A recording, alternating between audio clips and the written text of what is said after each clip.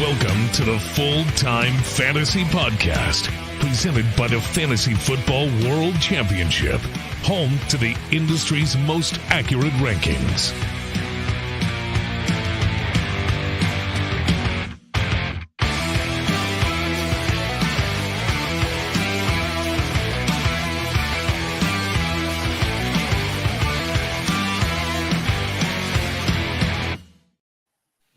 What is up, everybody? Welcome to the Full-Time Fantasy Podcast. I am your host, Adam Krautwurst, and with me every week is Shawn Childs and Jody Smith.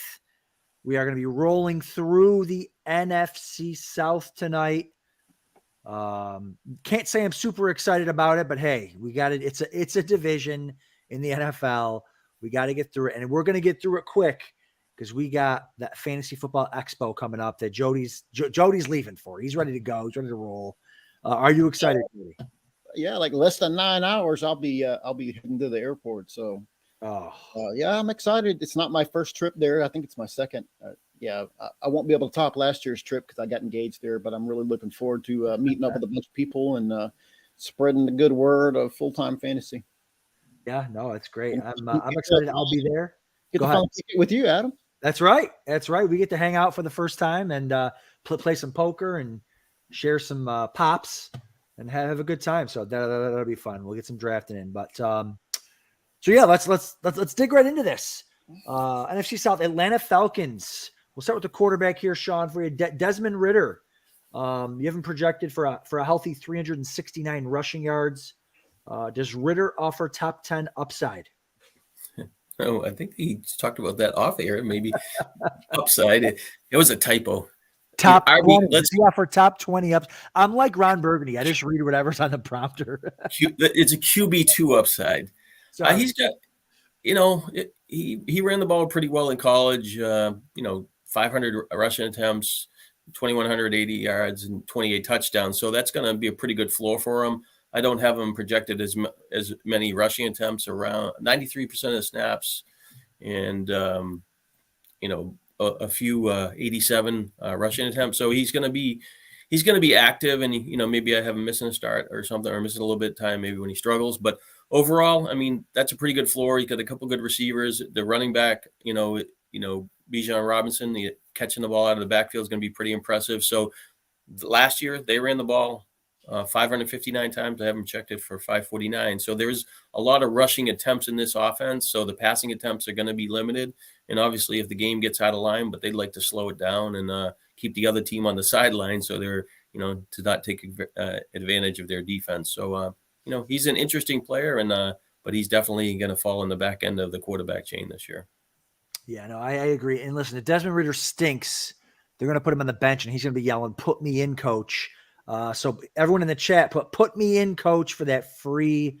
They're doing a Superflex ticket, $50 Superflex Bowl ticket for any draft coming up for the Superflex Bowl. So put me in, coach, in the chat for your chance to win that drawing. Yeah, Desmond Ridder's interesting.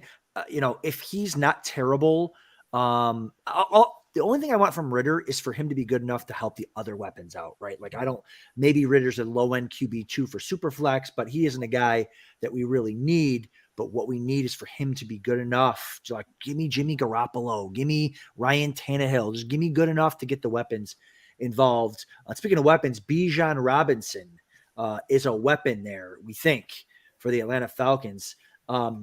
Jody, let's talk Bijan Robinson. Do you think he's going RB3 right now across all formats? Do you think he's going to get enough touches to justify that? I don't. I put a Twitter thread out, if it's still called Twitter, I think last week.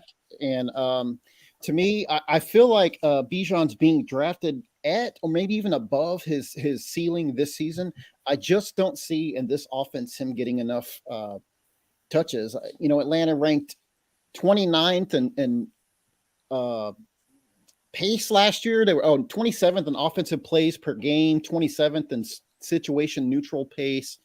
They were dead last in pace of play when they had a lead, and you're looking at a team with an over-under of 8.5 wins. So that means Atlanta is going to be fairly competitive, winning half the time by that. And, the key is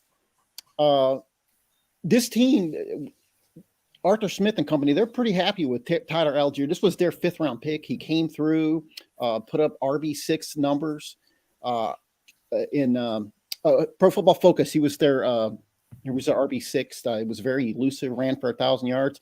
He's not going to go away. I think he's going to remain plenty involved. To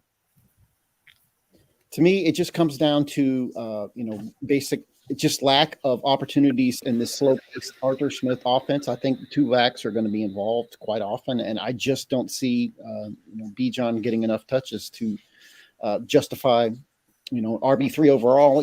For a running back in today to get there, he almost has to certainly catch 50+ balls, and I just don't know in this offense if he's going to be able to do that. Well, so you're saying it comes down to math, Jody, as that's what you're saying. So Shawn has Bijan down for 274 attempts, 1,347 rushing yards, 50 catches, which you just mentioned, Jody, and 411 receiving yards, and a total of 14 touchdowns. That is pretty good. That probably puts him as RB 3, 4, 5, somewhere up in there, a top 5 RB. And to me, there's also something to be said about having that. I know it's crazy to say this about a rookie, but having that safety, having that floor, like he's young, he's not injury prone yet. He's going to be in a run heavy offense. So this, there's only he can only go so low as well. So Shawn, what are your thoughts on Bijan? Yeah, I mean, Jody actually inadvertently makes a case for him because they play slow, which means they're going to run the ball, take 2 or 3 downs to get, 2 or 3 plays to get a first down. They're not going to make a lot of big plays. So, like I said, last year that supports it, 559 rushes. I have 549. The quarterback runs about 100 times. Give 150 to Algier, which is pretty fair what he did last year. That still leaves, I have 275 rushes, but there's not much else going to anybody else. A few to Cordell Patterson, who is, I think he's going to play a little receiver. But there's a lot of rushes that are going to be happening in this offense. He's a great receiver. They're not going to throw a ton of balls. So the ceiling of 50, I have 65 catches for the running back. That's kind of, that's kind of pushing it. But, if the quarterback progresses in that and, throws the ball better, there is opportunities there. So, they want to keep the other team on the sidelines, and they're going to control the clock. And he's going to get a lot of chances, especially if they can, play for the lead more often in the second half of games. Hey, listen, real quick. It's not like I'm really low on him. I think he's a phenomenal talent. Loved him at Texas, obviously, with me having ties to that. But you can't drop him any lower than 4 or 5. It's just like I feel like the value that we got really early on with him is certainly already gone. Yeah, and I think what happens too, guys, in drafts, like I think a lot of the reason why it goes RB3 is because you get your McCaffrey and your Eckler. Now it's like Saquon, he's kind of banged up. He's kind of old news. You get those other Breece Hall had he would be going top 5 if he wasn't injured and dealing with all that other stuff. Tony Pollard, is he going to get the touches? Like, there's just so many question marks on the other backs. Like, you know what? I'll take the young guy with upside that everybody agrees, hey, he can probably catch. We're watching the highlights in camp of him roasting linebackers. If they just decide to throw him the ball, he's going to be a top 3 running back. But nobody knows. We just don't know. So a lot of people just want that scratch-off ticket in there. But I think everyone's excited to see Bijan play. I know I am. Moving on to the receiving core, Drake London, was a year 2 wide receiver. That's, receivers going into year 2 and year 3 have their big breakouts there. He was really, really good last year, according to the numbers. Shawn, you have him for 76 catches, 936 yards, and 6 touchdowns. I don't think people would be happy with that based on where they're drafting him. I know in the FFWC he's going like the 3-4 turn. If I'm drafting a 3-4 turn, I need better than that. Yeah, if Pitts plays and the Robinson catching more balls, it's going to spread it out. And I only have the team passing the ball, well under 500 times. So there's only limited opportunities. London really benefited, late in the year, had like three or four big games with Pitts out and kind of pushed his numbers up. He's 72 catches for 100 on 117 targets. So he probably, will fall in line with that. But the success of Pitts' knee and how effective he is going to be a bbig factor because their wide receiver 2 and wide receiver 3 behind them aren't that strong. So it's going to be interesting to see how many balls actually go to those top 2 players in the passing game.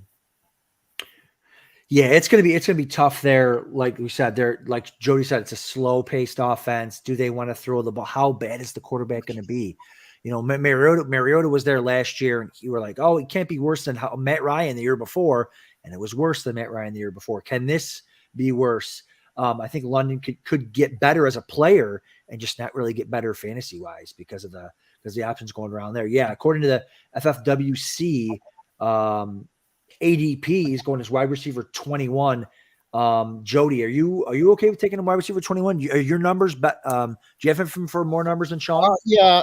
My numbers are a little bit higher than Shawn's. I have him over 1,000 yards. He's actually 23, wide receiver 23 for me. Hey, listen, it's a slow pace offense. You know, I hit on that just a second ago, but I think it's his role. It's this monster, undisputed number one wide receiver in this offense. He was second in the NFL among wide receivers in target rate last year. His 29.4% target share was top 5.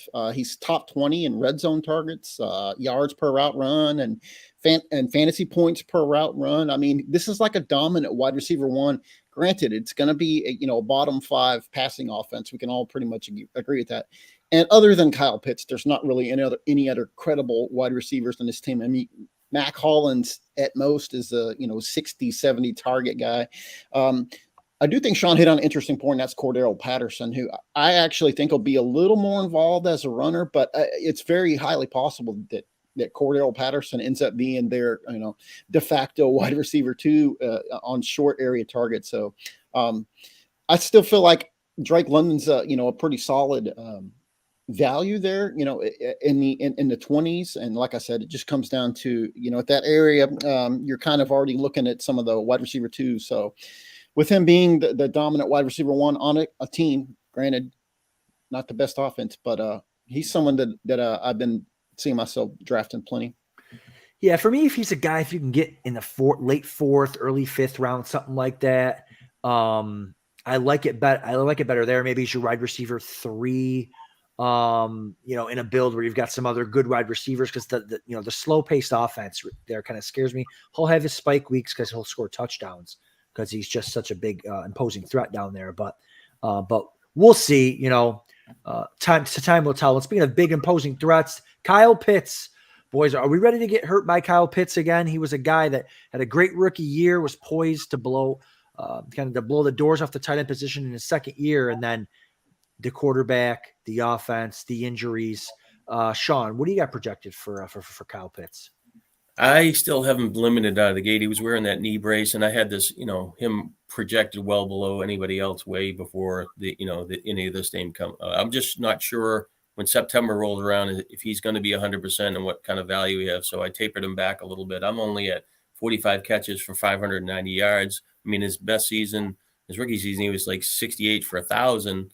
So if you put 2 or 3 more games on there and gets 4 catches, he's not that far from 60 catches. But right now I'm behind pace. And also the other factor is that year that was when Matt Ryan threw the ball a lot more times. So, I'm kind of conservative. I've not drafted him once, and I've run those DraftKings and underdog drafts, and I haven't got him once, and I haven't even, he doesn't slide, and I'm not willing to place that bet right now on him. So he's in my avoid column for sure.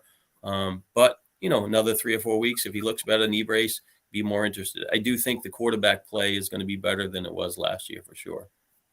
Because of the injury, I love Kyle Pitts. I have a Kyle Pitts jersey. I had a Kyle Pitts jersey his rookie year. I'm all in on Kyle Pitts, but because of the injury and him coming back from it, I can't argue against any of that. Just like, hey, he could be great. He could be awesome. Ritter could be even better. Ritter could be better, but because of the injury, he might start slow. He might even start off on the pup. Jody, how do you feel about Kyle Pitts? Because right now, Shawn is saying do not draft. He's the same for me. I've been avoiding him, but not by just it's anything in particular against Pitts. I just avoid. This is the tier 3 of tight ends for me. It's Pitts, Darren Waller, Dallas Goedert, Pat Freiermuth. I have these 4 guys in this order or in this tier. You can rearrange the order however you like, but it's just at that point, I don't even bother even thinking about taking a tight end at that point. And the way my rosters are built, every once in a while, I'll take a George Kittle or a TJ Hawkinson if they slide down around to me. But That usually doesn't happen. So I'm usually looking at that fourth or fifth tight end for tiers. That fourth or fifth tier for my starter. Shawn, he's dead right when it comes to the concerns with the slow pace of the offense. We'll hit on again, and with him not being 100% healthy so far. I still like the talent overall, but I think it's just Dynasty Twitter wants so badly to be right about this guy that they're willing to get hurt one more time. And I haven't been on him at all. And there's nothing that's going to, that I'm seeing that's going to make me go ahead and turn that around and go ahead and jump on the train this time. Yeah, we'll see. I mean, I love him. I have a little bit of him, but last year I was all over him and it broke my heart. And so, yeah, I mean, save him for Dynasty for now. And let's see how maybe he plays in the third preseason game. He looks fresh and ready to go. And maybe that will change a little bit. But moving on to the Carolina Panthers here, boys. But before we do, don't forget, put me in, coach, in the chat here for a chance to win a free $50 ticket to the Superflex Bowl. Don't forget to like and subscribe to the podcast as well. We're putting out great content all off season, although I think we're kind of in season now for us. But on to the Carolina Panthers. Shawn, you project Bryce Young to approach 4,000 passing yards. There's 4,000 total yards with 222 rushing yards. Bryce Young, the rookie quarterback there. Can he be trusted as an RB2 in 2023? Are you taking him at the back end of maybe a Superflex draft? I would probably take him if I get cheated. I've done a lot of, like I said, those other drafts, and I don't get beyond maybe the Purdy, even Kyle Murray. Kind of like that's a drop off as the QB2 for me. But when you're looking for a third guy on your bench to rotate in, he kind of makes sense. And there's some players at the back end that could emerge for hookup. So overall the wide receiving talent's okay. The running back should catch a little more balls. I mean, Sanders just really kind of got phased out, but early in his career, he caught more passes, and the tight end's not really much. So I think between the combination of the four receivers and the running back, there's enough there for him to make plays. And he was successful at Alabama, threw touchdowns and minimized damage and interceptions. So not really a big, value in the run game, but he's gonna be. I think he's gonna play well on his rookie season, and he'll have some ups and downs in the pros. But the receiving core is high enough, for a rookie that I think he'll, approach those numbers. 4,000's a lot of quarterbacks tend to reach that kind of level in today's NFL. Yeah. No, I like his dual threat ability. I don't think it's great yet. Like I wish he ran a little bit more, but we'll see. I wish he had some better weapons there, but the Panthers are rebuilding, and I think they're doing not a great job of it. They're rebuilding with a defensive end. Like Will Anderson better be sensational because they're going to give up like a top 2 pick next year in order to get him. But listen, the coaching staff has talked up Miles Sanders as a 3-down back there. He's reunited with running back coach Deuce Staley. Where do you have him projected as far as like? I know he's going in like the RB2 range. I'll pull up the ADP here, but he's a guy that I don't really know what to do with. I know they have a good offensive line and they want to run the ball and they've got a rookie, but Miles Sanders has kind of underperformed like his entire career. Well, the year before, I think Stott, whatever, the second running back stole all the touchdowns when he was hurt, and Sanders didn't score at all. And last year, Sanders got the touchdowns but didn't get the catches. So you can kind of see the touchdowns coming and him being a value last year. This year, he doesn't move into a better offense, but he might move into a better 3-down opportunity. So he kind of falls into that Akers range and a few other backs in that area. And I'm just kind of neutral on him, but I don't see him slide enough in the 6th round where I'm willing to kind of take him in the 5th. I think he is helpful in rotational, but he's not really right now a target for me. But, if he does approach the catches that I project, I think he's going to be a little more steady than I think. Yeah, Jody, what's your thought on Miles Sanders? And real quick in the chat, who cares asked about targets for Kyle Pitts, and my personal numbers are 106 targets, just FYI. It's like you said, Adam, both y'all made good points just now. I'm kind of torn on Miles Sanders. Some of, fantasy Twitter seems to really like him, and then others were a little more skeptical. I lean more towards the skeptical side. I know that Sanders as a rookie caught, 50 plus balls and looked pretty good, but every year since then, this is a pretty smart franchise in Philadelphia, and they kind of phased him out of that role. And, you're looking at Pro Football Focus, he was the worst running back for as a receiving grade. You're talking about like running backs that played they got more than 20% of their team touches. So he was the worst receiving running back in football last year. And you're talking about an Eagles offense that lived in the red zone. And Carolina, not so much. I don't think they'll be spending quite as much time in that area. And then, I think Chuba Hubbard actually, reeled in 14 of his 16 targets last year. I think he's a little bit more qualified to probably fill that role for this team. And then to me, it just comes down to, in this RB2 range, you're trying to fill out your second running back. I just like these other guys in this area, James Conner, Cam Akers, Javonte Williams, Rashad White. I just like them more than Miles Sanders. I mean, it makes sense to go ahead if you're going to have multiple teams, go ahead and, throw out a couple of shares of him here and there. But, personally, I'm just kind of cool on. Yeah, I feel the same way. He's going in the RB dead zone range. And if I'm taking a guy there, I want to take a guy that I feel has huge upside, which I don't think that he does. And neither does, no one in this offense really has big upside here. Moving on. Well, let's talk Chuba Hubbard just for real quick. I think Hubbard's kind of undervalued. Shawn, you have him for 111 attempts, 22 catches, and a total of 4 touchdowns. He had his opportunities last year when he was healthy, and he was kind of a workhorse for them. In the timeshare, he would have a week, and then what's the other running back's name? He's drawing a blank.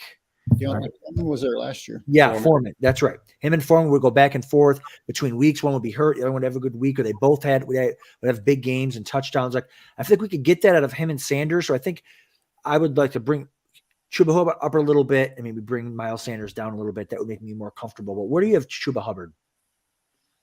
Yeah, I think you just said the projections, but I mean, he's just he's a neutral guy for me. I think he can play and help out a little bit. It's just, Sanders is going to be the kind of the lead guy, and maybe it's like a, 2/3, 1/3 split, and we'll see how the receiving options, get divided up. But, if Sanders gets hurt, I mean, he gets a progression, but he has missed some time in his career as well.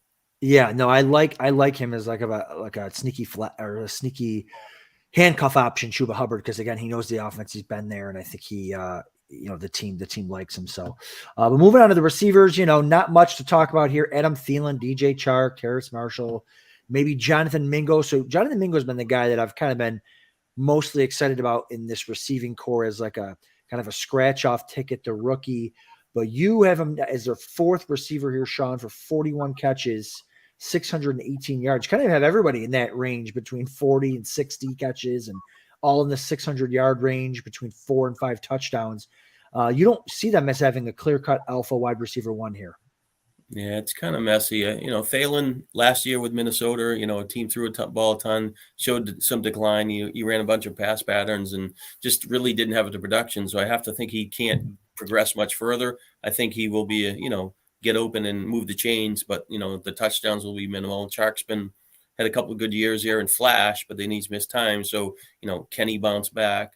And then Marshall's in his 3rd year. He looks like he can make big plays. He looks like he should make a progression, but he's still not a guy that I don't think commands a ton of targets. And Mingo's the guy with size and the guy with potential, but does he hit the ground running, or is he more of a second half of the year play for me? So kind of like there's other rookie receivers I like to kind of use as a stash to be more valuable.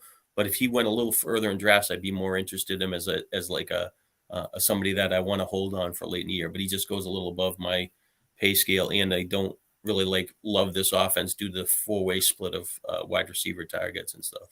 Yeah, I feel like Thielen could be a guy that just, he's trusty. He's the veteran. He's in the back 9 of his career. I think he's just kind of going to sail off into the sunset. But I think he could be the guy that's like the goal line without their lack of a big receiving tight end threat. Hayden Hurst isn't really that guy. And no like elite running back down by the goal line. I think Thielen might earn the trust of this rookie quarterback. And maybe he kind of spikes his touchdown production there, sneaks in maybe 7 or 8, something like that. And for a team that's not going to be good and going to be playing from behind. Jody, does anyone stand out to you in this receiving core? No, I appreciate Shawn's, projections here, because when you have a team that's just all these moving parts are all brand new, and it just so many question marks. In particular, now we haven't seen any footage of them in preseason games. It's really hard. So you just take this, conservative approach. I think Thielen is the best bet to lead the team in targets and all that. But like I said, his upside is so low, and his ADP is low enough where, you could justify going ahead and taking him at that point. I actually have him on a few teams, but that's simply because, you're basically landing a team's wide receiver one. Here it is, and round 9 or 11, wherever you're able to get him. So it's kind of like, I've already took some chances earlier in my draft, so I guess I need to take some safety here. Mingo is interesting. I comped him to Anquan Bolden, but just limited upside. Right now, Carolina is one of the bigger question mark teams in this offense, and you think like even if everything goes right for them, because they have a fairly favorable schedule in this division, you just feel like at best maybe this offense can sneak into around 20th or so. So it's not a team where even though you're trying to decode these situations and find a value, it feels like even if a one player emerges from this team, that their upside is somewhat capped. Yeah, Adam Thielen going in round 10 of the FFWC main events at the 10-11 turn. So yes. So I think they're all capped. I think maybe the guy in like you said, in the 10th round, you could take a shot on Thielen as maybe like your wide receiver 5 or something like that. So Hayden Hurst, a guy who's kind of had an up and down career, never really performed up to his high draft capital there with the Ravens. Shawn, you have him for 42 catches for 400 yards and 2 scores. I mean, barely replacement level type stuff here. Tommy Tremble, the tight end too. I mean, nothing, almost undraftable here for Hurst. Yes. Yeah, there's the tight ends. It's hard enough to get the wide receivers active, and we don't know about the running back. And Hurst has been around long enough, and he's played with the Bengals last year, and he didn't really take off, and they moved on from him. So there's enough signs where he's a decent player, and I think he can make some plays, but I don't think he's going to be impactful other than a couple of games. Maybe he'll sneak in a touchdown with 15 points or so, but tough player to trust in the fantasy market. Right. Maybe a late, like if you're like, oh God, I need to stack a piece like for the Panthers offense or something, and maybe he's the only piece left, fine. But other than that, I think you're probably pretty spot on. But before we move on to the Saints, put me in, coach, for that free Super Flex Bowl ticket. Put me in, coach, in the chat. Don't forget to like and subscribe again. Putting out all this great content. On to the Saints. Derek Carr, the new quarterback over there. Is he a significant upgrade? First of all, is he a significant upgrade over Andy Dalton and Jameis Winston? How do you feel, Shawn?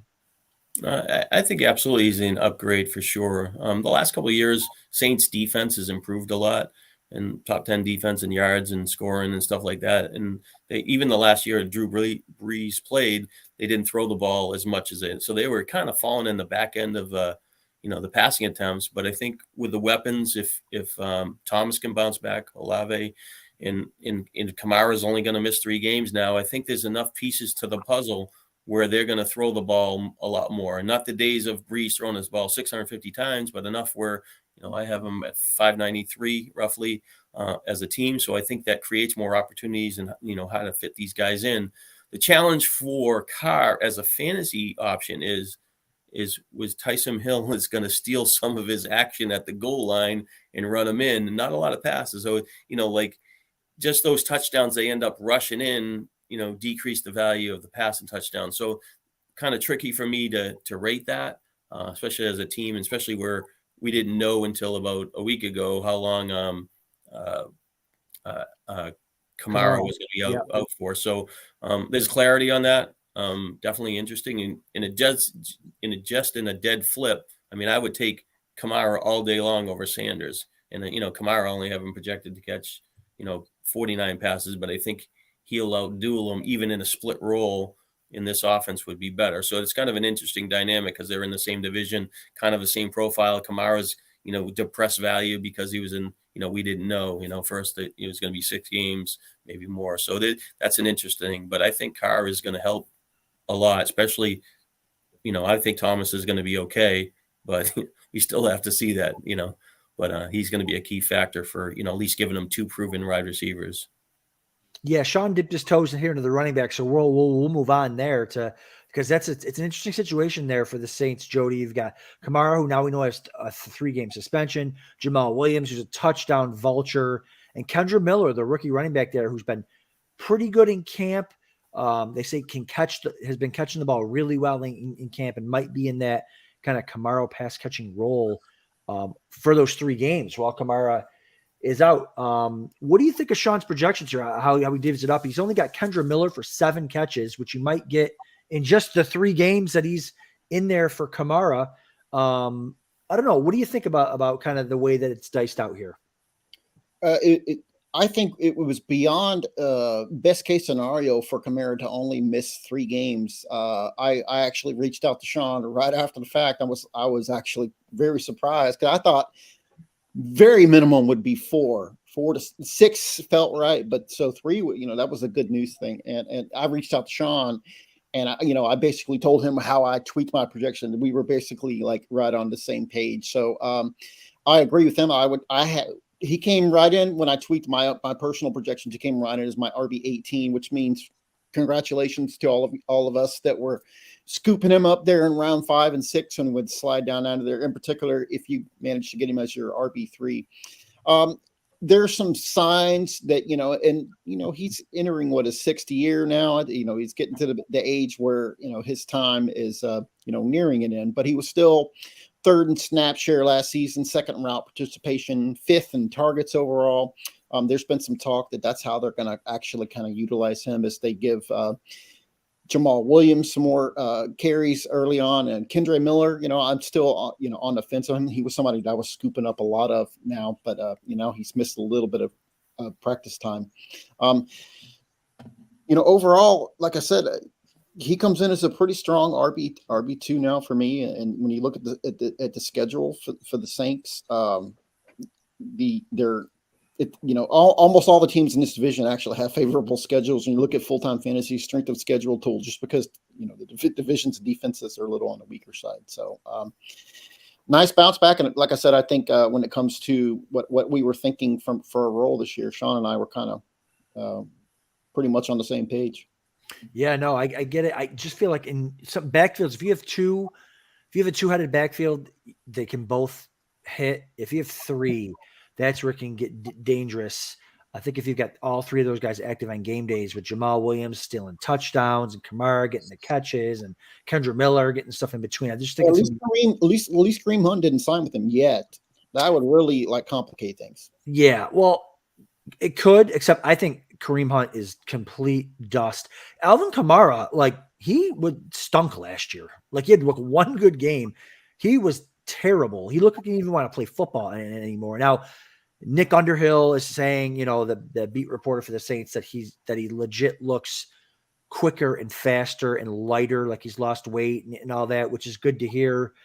And again, I like buying the dip on this guy. The FFWC main event ADP has him in going in the 8th round. So again, you can get him as your RB4 if you want. And I think that's fine, but it's just not, I don't think it's a backfield that I'm seriously targeting. Shawn, are you targeting any of these guys in best ball right now?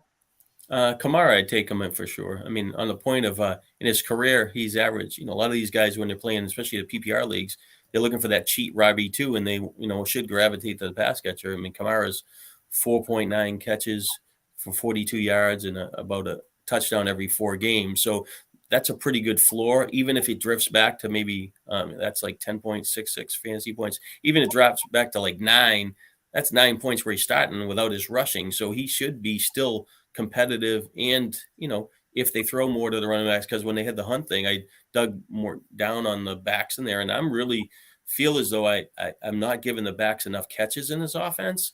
But how do you give them more catches? You steal it from the wide receivers, or does Carr throw the ball more, or do I steal it from the tight end? So right now, Kamara still has some upside value based on where he was going and what he's projected. So, I think that he makes sense.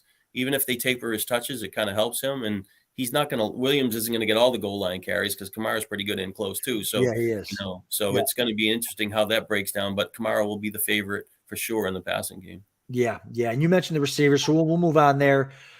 Chris Olave, the number 1 there. Shawn, you have him for 84 catches, 1,163 yards, and 5 scores. Pretty solid numbers there. going at the back end of the second round. You think you're higher or lower than consensus on Olave? I think I'm lower because I think it comes down to the goal line stuff and Taysom Hill, and is there going to be enough passing touchdowns? And I think I'm giving Michael Thomas a higher rating than most, even though it's not kind of sparkling off the page there. It's still pretty competitive. And when you're doing a draft where Thomas goes, I know we talked about this when Baltimore, today, are you going to draft Michael Thomas or Bateman? 4 or 5 weeks ago, you were clear cut Bateman. Now, what are you at now? Yeah, I'm at Thomas, believe it or not. Like, I've drafted Thomas a couple times, and looking at your numbers, you have Michael Thomas for 86 catches, 951 yards, and 7 scores. We're getting that as wide receiver like 50 or whatever he's going at. Like, that's an absolute smash there. If that's really what wide receiver 45 in the main events. Yeah, so Olave he goes about 5 or 6 receivers before. I'd like to see him go in the third round. The second round is kind of tricky for me. I would take Ridley all day long. I think he's a nice player. Will they throw the ball more? And I think he could probably beat my projections in touchdowns. It just depends on how the pie goes there. But Thomas is going to be a factor for me. Yeah, I think Chris Olave is really, really good. Yeah, it comes from Ohio State, was awesome there, was awesome last year. You're projecting, and I think we all are, a better quarterback situation there. So I think Olave is a guy that I could see outproducing projections, and maybe us taking him at the back end of the first round next year. Like, if I have to bet on the situation where Olave being really good and Michael Thomas barely playing, that's probably the most likely scenario. So that's the one that I kind of like to bet on. But Shawn or Jody, what are your thoughts on these two receivers? I love them both. It's too bad that Michael Thomas, people are finally catching on him, because earlier this offseason, we were able to get him, like you said, down at like wide receiver 50s and into the 60s sometimes. And now he's crept up, significantly higher than that. Derek Carr, I'm a little cooler on him. He's had one QB1 season in his whole career, and that was when he barely snuck in at QB12 one year about 3 or 4 years ago. The positive there is when you look at what he did last year, he was 5th in deep ball attempts, different offense and different system, but he's going to be more willing to stand in there. And he's got a long history of heavily emphasizing his wide receiver one in this offense. I'm a little higher on Chris Olave. There's no way I would pass on Chris Olave for Calvin Ridley. Topic for a different time. Full-time fantasy strength of schedule tool has the Saints having the number 1 schedule. So that's also appealing for both of these guys. And even Rashid Shaheed is their wide receiver 3, was really sneaky good last year when he finally started getting an opportunity down the stretch. I think he's a significant upgrade over Traquan Smith as that team's number 3. So he could be sneaky productive, and he's basically free in drafts. Yeah, no, I think he's a good best ball guy. He popped quite a bit last year. He could also be like a handcuff to a Michael Thomas situation. Like, hey, if you want Michael Thomas, maybe you take Rashid Shaheed late with your last pick, and then maybe he's like the security blanket there. Although the passing would probably just start going more to Kamara and some of the running backs, and maybe Juwan Johnson. Speaking of Juwan Johnson, the tight ends, we'll move on to them. Juwan Johnson's a guy that I was high on early on, and not much has changed there. So I like his opportunity. He flashed last year. Shawn, you got him for 49 catches, 574 yards, and 5 touchdowns. A little bit better than replacement level. Maybe a tight end 2.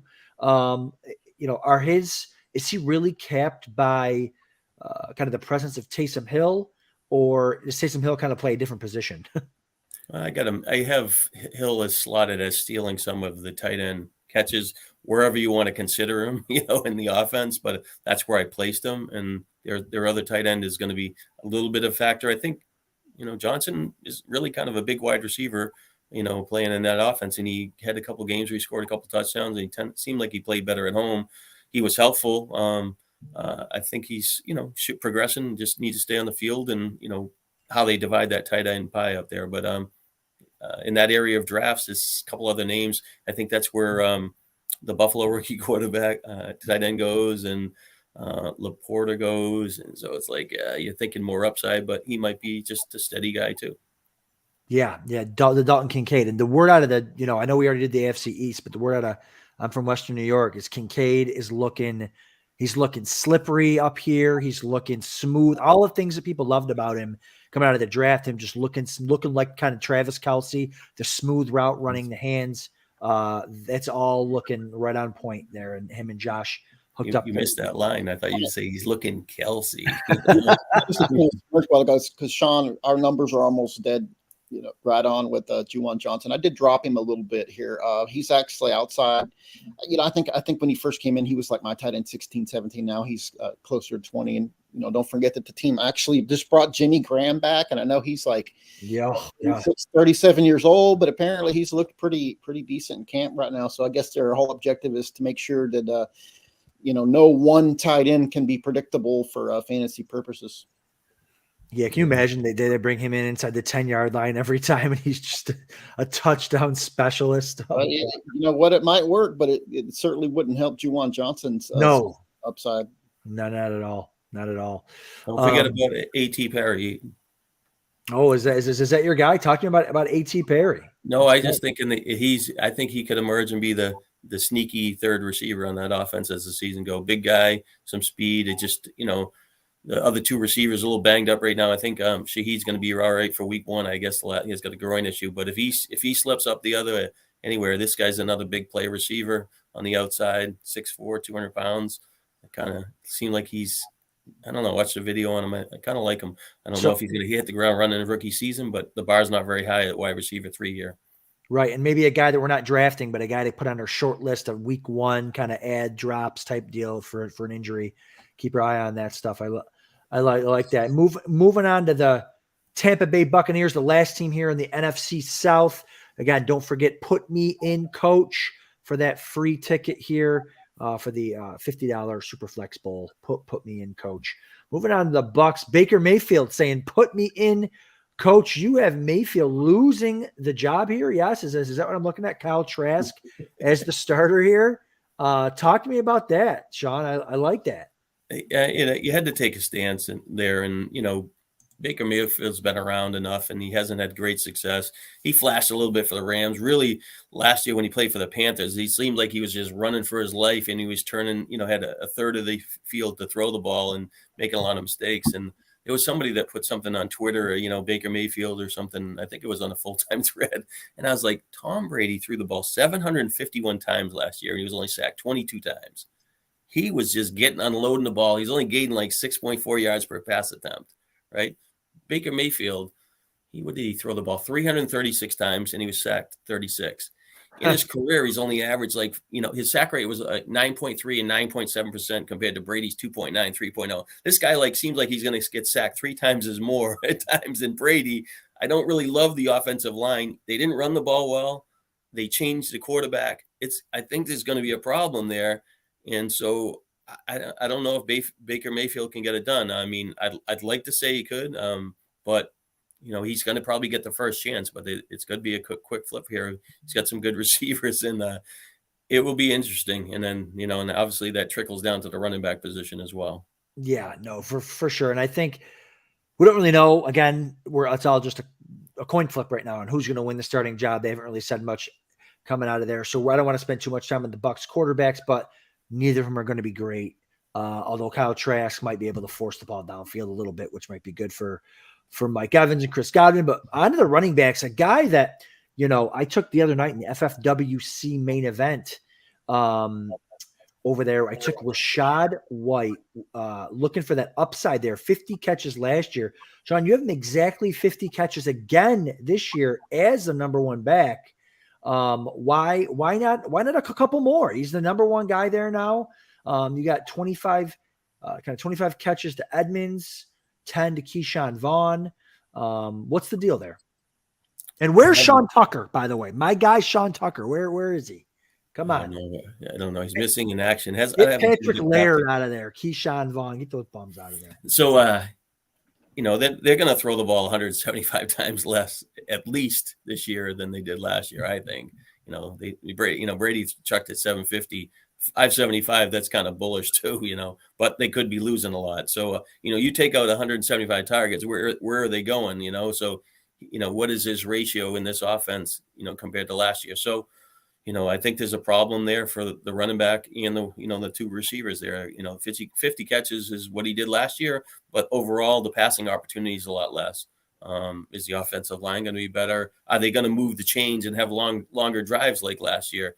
Brady was the king of the dink and dunk, taking 3 plays to get first downs a lot. So there's a lot of factors to put in here. I think that his potential's there.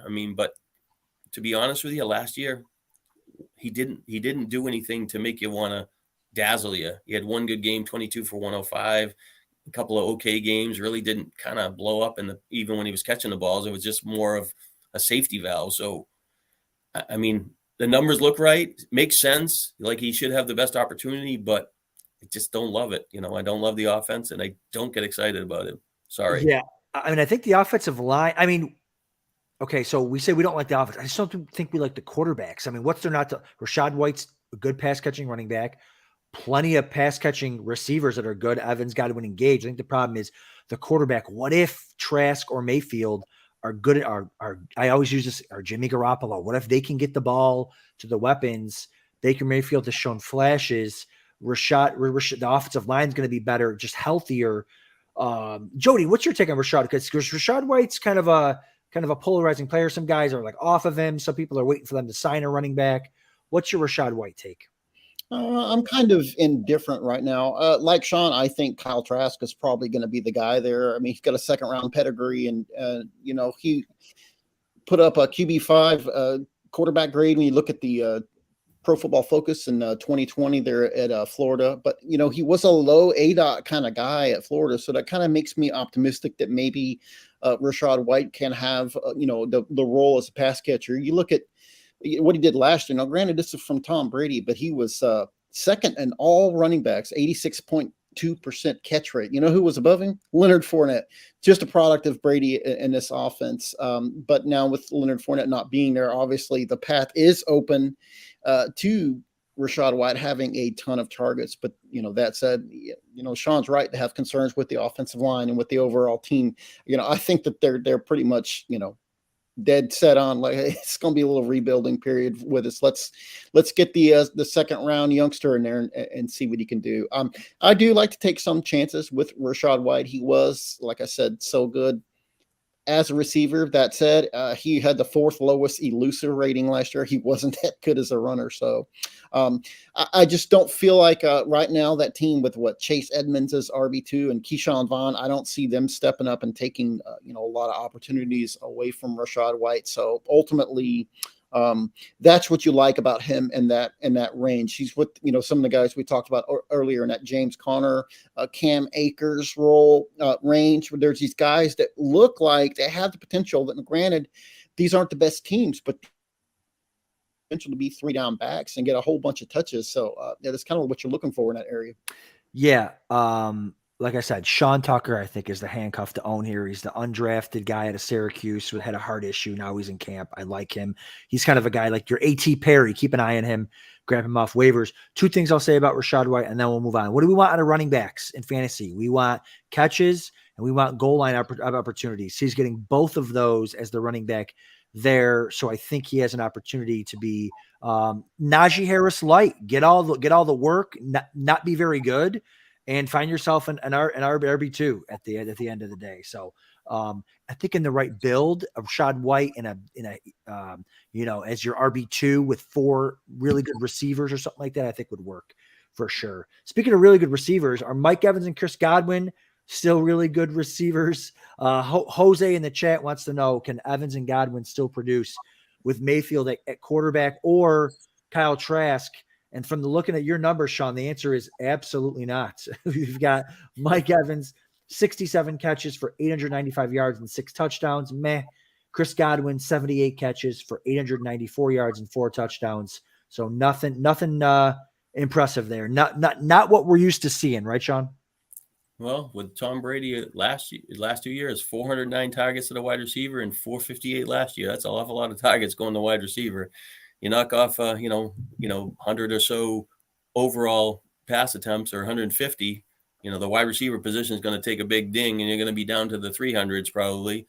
So you're going to knock off, another 75 catches. It's got to happen somewhere. So I think they're, Godwin and Evans are proven players, but, they have to move the ball. And, the Trask thing kind of interests me because he's a young guy, motivated, maybe have some juice to the game, but we don't know. Mayfield's been around long enough, and, he's okay at times, but, has he played in Cleveland, didn't really deliver an elite wide receiver that I can recall.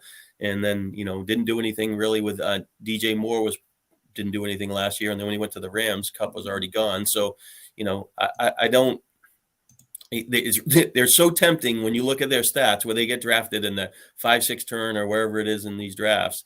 And they're like, oh, they got, great careers or whatever. But outside the box, I mean, Evans and Godwin make sense at wide receiver 3s, but, that might be as high as they get too. Yeah. And that's exactly where they're going here. Chris Godwin going as wide receiver 29. Mike Evans going as wide receiver 33. I think that's fine. Where they're going again, they're, we're talking about the pass attempts. They're not going to be very, very good playing from behind. Their defense isn't as good as it used to be.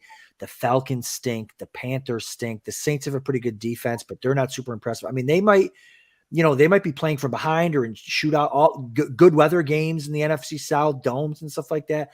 I don't know. I think there's some room here. Again, I want to give quarterbacks like just a little bit of a chance to be Geno Smith. Like a little bit of a chance to be better than what we thought they were going to be. And if they are, the entire offense to the moon. I'm not saying Trask and Mayfield are great. I'm just saying I want to give them a little bit of an opportunity to kind of to raise the bar on these players. Jody, thoughts on Godwin and Evans and anybody else there in their receiving core? As low as we are on Tampa, I've still got them both exceeding 1,000 receiving yards a piece. And keep in mind that used to be a really eye-opening number, but it's only 59 yards a game. I think that's within reason, even with the lousy offense. Full-time fantasy strength of schedule tool, the Bucs have the number 4 easiest schedule. I feel like, Kyle Trask is going to take over this offense. And like I said, at Florida, he's a low ADOT guy that kind of favors, Godwin, his role in this offense. And, Mike Evans has 9 consecutive 1,000-yard seasons. As bad as everything's looking in Tampa, it feels like they'll have plenty of favorable game scripts. And I'm not going to bet against him putting together a 10th consecutive 1,000-yard season. So that said, I feel like Godwin may have a little trouble getting into the 20s where you see his ADP, but it feels like Evans is probably going to be able to exceed that. I think you said he was a wide receiver 36. I think that's a pretty good value for him. And what if the wheels fall off in Tampa? Trading happens a lot more now in the NFL than it used to. Even better for fantasy purposes if he lands on an offense that's making a Super Bowl run, even better. What if Kansas City is like, man, our receivers stink. Yeah, calm down. You know what I mean? Like stuff like that. So I kind of I don't love them both at ADP. I'm fine with them. Moving on to stuff that I don't love at all. The Tampa tight ends. I mean, I don't even know if we want to spend time here. Cade Otton, Payne Durham, 34 catches, 27 catches, combining for 4 touchdowns, your projections. I mean, Cade Otton is showing a little bit of flashes, but again, that was with Tom Brady. I don't see much happening here in a situation where we're probably not even drafting Cade Otton. Did you see that the DraftKings prop that no. Sky Moore and Rashid Rice would outgain Godwin and Evans this year? Really? No, I made that up, but it does sound really good.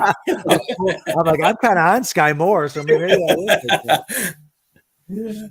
I love it. No, but I mean, it's just interesting, there's such a range of, you got these 2 young receivers on a good offense and will they go forward? And you got these great receivers. Now they're going backwards, where are they going to meet in the middle? No, yeah. I'm excited as anybody about Rashid Rice, but, we got to keep in mind, we look at last year that the Chiefs, in the end, Patrick Mahomes is going to be a top 3 guy, but where's offense coming from? He's just going to spread the ball out to potentially so many guys that you want to take some shots on these guys, but at the same time, you definitely can't keep taking the same person over and over again because, we saw that last year.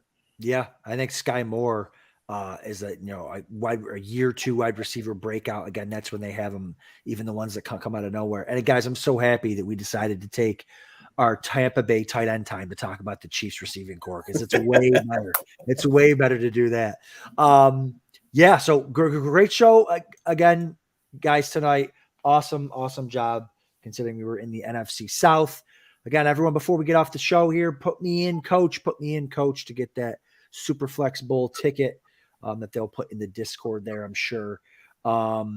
Yeah, great job. I think Jody's off next week. I think Shawn, you and I will go. And what are we doing next week? NFC West? One more to go. That's right. One more to go. We'll do some NFC West. We'll do that without Jody, and then we'll move on to some. We'll almost be in the draft. We'll almost be out in Vegas. But until I am going to Vegas, so I'll see you there. I'll be there. I'm the common denominator between the two. I'll see you Friday, Adam. That's right. I'll see you Friday. So at the expo. So everyone, thanks for tuning in. I'm Adam for Shawn and Jody. We will see you next week and maybe at the expo. See you guys.